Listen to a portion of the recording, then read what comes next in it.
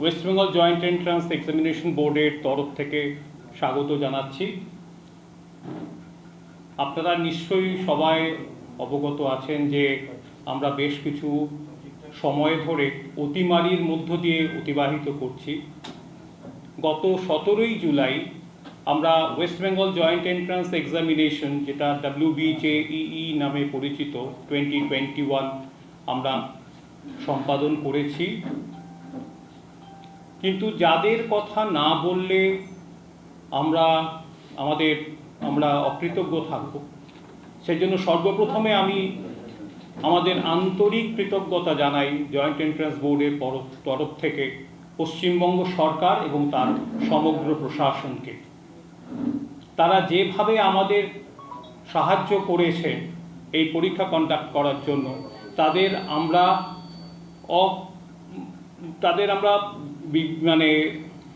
কৃতজ্ঞতা জানিয়ে তাদের আমরা সম্মান জানাচ্ছি। আমি কৃতজ্ঞতা জানাই আমাদের শিক্ষামন্ত্রী অধ্যাপক ব্রাত্য বসু মহাশয়কে। তিনি যেভাবে আমাদের সব সময় অনুপ্রেরণা জুগিয়েছেন এই পরীক্ষা কন্ডাক্ট করার জন্য। আমরা কৃতজ্ঞতা জানাই আমাদের পরিবহন মন্ত্রী, এবং আমরা কৃতজ্ঞতা জানাই মাননীয় মুখ্য সচিব পশ্চিমবঙ্গ সরকার, মাননীয় স্বরাষ্ট্র সচিব, মাননীয় শিক্ষা সচিব এবং উচ্চশিক্ষা দপ্তরের আধিকারিকদের, কারণ যাদের সাহায্য ছাড়া আমরা গত 17ই জুলাই যে পরীক্ষাটা কন্ডাক্ট করেছি সেটা করা সম্ভব হতো না। এবার আমরা চলে আসি, আজকে আমরা ফল প্রকাশ করতে চলেছি। কিন্তু যে ফল প্রকাশ করার আগে পরবর্তী সময়ে ছাত্রছাত্রীদের যে একটা প্রোঅ্যাক্টিভ রোল প্লে করতে হয় রিগার্ডিং কাউন্সেলিং, আমি তাদের কাউন্সেলিং সম্বন্ধে দু চার কথা বলতে চাই, কারণ সেটা সবচেয়ে বেশি প্রয়োজনীয়। পরীক্ষায় তো তারা কৃতকার্য হয়েছেনই, এরপর তাদের কি করতে হবে, বিভিন্ন শিক্ষা প্রতিষ্ঠানে তাদের অংশগ্রহণ করতে হবে উচ্চশিক্ষার জন্য। এই কাউন্সেলিং প্রক্রিয়াটা এবার অনেক সরলীকরণ করা হয়েছে। এই সরলীকরণ করার ক্ষেত্রে আমরা ছাত্রছাত্রী এবং তাদের অভিভাবকদের আমি বিনীতভাবে অনুরোধ করব, তারা যেন কাউন্সেলিং পার্টিসিপেট করার আগে আমরা যে তার পুস্তিকা আমরা অলরেডি আমাদের ওয়েবসাইটে আপলোড করে দিয়েছি, বা ব্রোশিওর বা নোটিফিকেশন, সেটা যেন পুঙ্খানুপুঙ্খভাবে তারা যেন পড়াশোনা করে। কারণ তার মধ্যে খুব সরলভাবে এই যে আমাদের কাউন্সেলিং প্রক্রিয়া সেটা কিন্তু বলা আছে। সেটা পড়লেই কিন্তু আমাদের কাউন্সেলিং করার সময় যে রেজিস্ট্রেশন, চয়েস ফিলিং, এই ব্যাপারে তারা কিন্তু সম্যক ধারণা লাভ করবে। সেকেন্ড যেটা আমি বলতে চাই ছাত্রছাত্রীদের, তারা যেন একটা বাড়িতে হোমওয়ার্ক করেন যে আমি কোন ইনস্টিটিউশনে, আমাদের কাছে প্রত্যেকটা ইনস্টিটিউশন, পশ্চিমবঙ্গের যে কটি ইঞ্জিনিয়ারিং শিক্ষা প্রতিষ্ঠান আছে যেখানে ইঞ্জিনিয়ারিং, আর্কিটেকচার, টেকনোলজি পড়ানো হয়, এবং যেসব ফার্মাসি কলেজে ফার্মাসি পড়ানো হয়, তারা কিন্তু প্রত্যেকেই সমমানের। সেক্ষেত্রে তারা যেন কি বিষয়ে পড়াশোনা করবেন, কোন ইনস্টিটিউশনে পড়াশোনা করবেন, তার একটা প্রাক কাজ, তার পূর্বের একটি যে হোমওয়ার্ক, সেটা যেন অবশ্যই করে রাখেন। তাতে তার কাউন্সেলিং রেজিস্ট্রেশনের সময় তার কিন্তু চয়েস ফিলিং করতে সুবিধা হবে, কারণ চয়েস ফিলিংটা খুব ইম্পর্টেন্ট। এবং চয়েস ফিলিং করার সময় তারা যেন একাধিক, আমাদের মনে হয় যে কটা ইনস্টিটিউশন আছেন, আমাদের প্রায় 115খানা ইনস্টিটিউশন আমাদের, তারা বিভিন্ন সরকারি বেসরকারি শিক্ষা প্রতিষ্ঠান আছেন, তারা যেন চয়েস ফিলিংটা যত সম্ভব বেশি মাত্রায় করেন। তাতে কি হবে, সে যে কোনোভাবেই সে কিন্তু র্যাঙ্কের উপর বেস করে একটা ইনস্টিটিউশনে তারা সুযোগ পেতে পারেন। আর যে ব্যাপারটা সবচেয়ে ইম্পর্টেন্ট, যে রেজিস্ট্রেশন তাকে যেন করতেই হবে। সে যদি কাউন্সেলিংয়ে রেজিস্ট্রেশন না করে, আমরা যে কটা পর্যায়ে কাউন্সেলিং করব না কেন তারা কিন্তু কোনোভাবেই সেখানে পার্টিসিপেট করতে পারবে না ভবিষ্যতে। রেজিস্ট্রেশন কিন্তু একবারই হবে। সুতরাং ছাত্রছাত্রীরা কেন খুব ভালোভাবেই মনে রাখেন যে এই রেজিস্ট্রেশন করতে বা কাউন্সেলিং অংশগ্রহণ করতে গেলে আমাকে রেজিস্ট্রেশন করতেই হবে।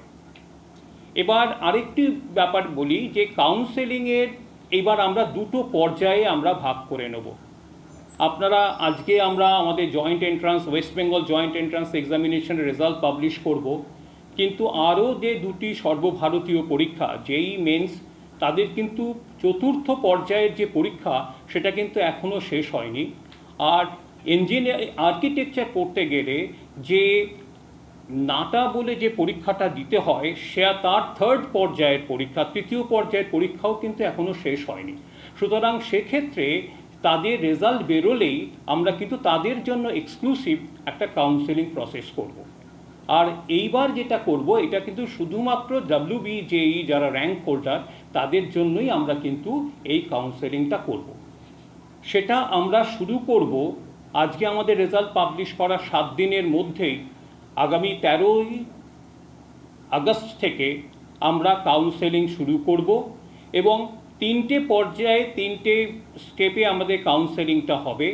প্রথমটা হবে অ্যালটমেন্ট রাউন্ড, সেকেন্ডটা হবে আপগ্রেডেশন রাউন্ড, থার্ড হবে তার মপ আপ রাউন্ড।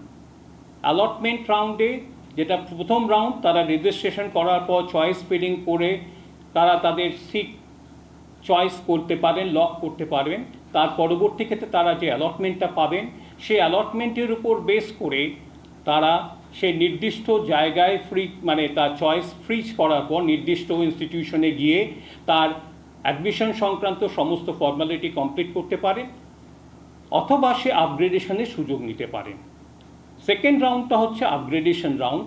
সেখানে তার আপগ্রেডেশনের ফলাফলও তারা পাওয়া যাবে। তারপরে সেখানে সে অ্যালটমেন্ট যেটা পাবে সেখানেও সেই অ্যালটমেন্টের অনুযায়ী ইনস্টিটিউশনে তারা যে ইনস্টিটিউশনে তাকে অ্যালট করা হয়েছে সেই ইনস্টিটিউশনে গেলে তার অ্যাডমিশন ফর্মালিটি পূরণ করতে পারবে। থার্ড রাউন্ড বা যেটা আমরা মপ আপ রাউন্ড করেছি সেটা কিন্তু এক্সক্লুসিভলি যারা রেজিস্টার্ড ছাত্রছাত্রী যারা একটু ভুল করেছে বা চয়েস ফিলিং করতে গিয়ে তাদের মনে হয়েছে এটা যদি করা হতো ভালো হতো, তাদের জন্য কিন্তু আমরা মপ আপ রাউন্ড করব। সেই মপ আপ রাউন্ডে ছাত্রছাত্রীরা পার্টিসিপেট করতে পারেন। তাহলে এই 3টে রাউন্ড আমরা 13ই আগস্টে শুরু করে 11ই সেপ্টেম্বরের মধ্যে আমরা শেষ করে দেব। এক্ষেত্রে আমরা অনুরোধ করছি সমস্ত শিক্ষা প্রতিষ্ঠান তারা নাকি এদের অ্যাডমিশন নেবে তারা যেন একটু প্রোঅ্যাক্টিভ রোল প্লে করে, যাতে নাকি ছাত্রছাত্রীরা তাদের কাছে গেলে এর মধ্যে কয়েকটা শনি রবি ছুটির দিনও পড়ে যাচ্ছে হয়তো, আমি তাদের অনুরোধ করব তারা যেন সেই সময়েও যাতে ছাত্রছাত্রীরা যাতে ভর্তি হতে চায় সে ভর্তি প্রক্রিয়াটা যেন সক্রিয় রাখেন।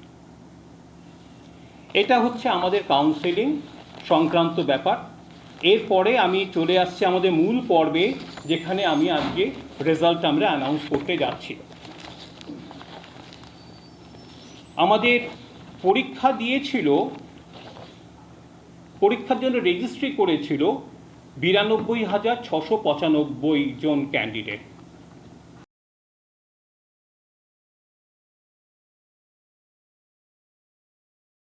পশ্চিমবঙ্গ এবং পশ্চিমবঙ্গের বাইরে থেকে অনেক ছাত্রছাত্রী তারা কিন্তু এই পরীক্ষার জন্য বসবার জন্য আগ্রহী, সেজন্যই আগ্রহ প্রকাশ করেছিল প্রায় 92,695 জন। কিন্তু আমরা আশাতীত ভাবে দেখেছি প্রায় 71%, গত বছরে যে পার্সেন্টেজটা ছিল প্রায় 71% ছাত্রছাত্রী আমাদের কিন্তু সেই পরীক্ষায় অংশগ্রহণ করেছে এবং তার সংখ্যা হচ্ছে 65,170 জন।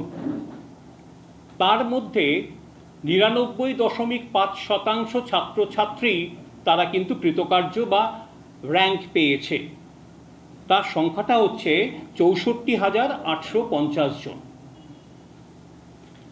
এবার আমরা যদি মেল এবং ফিমেল রেশিও ধরি তাতে দেখা যাবে প্রায় 74% ছাত্র এবং 26% ছাত্রী এই পরীক্ষায় বসেছিল।